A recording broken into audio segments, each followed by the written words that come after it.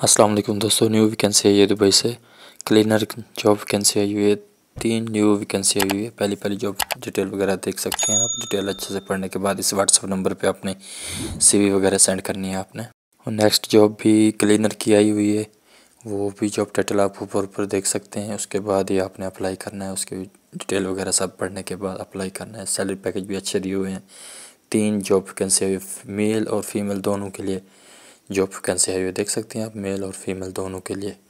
आप इनके कंपनी के व्हाट्सअप नंबर पे सीवी वगैरह अपनी सेंड कर सकते हैं। वीज़ा वगैरह बिल्कुल फ्री रहेगा इनका। सब जॉब वैकेंसी के लिए जल्द से जल्द अप्लाई करें। ये देख सकते हैं, लास्ट में इनका व्हाट्सअप नंबर भी मिल जाएगा आपको। जल्द से जल्द अप्लाई करें इस जॉब वैकेंसी के लिए। Thank you for watch this video. ये व्हाट्सअप नंबर दिया हुआ है लास्ट में, ठीक है जी। ऐसे न्यू जॉब्स के अपडेट्स के लिए हमारा चैनल सब्सक्राइब करें। वीडियो अच्छे लगे तो लाइक करें और आगे शेयर करें। Thank you for watch this video.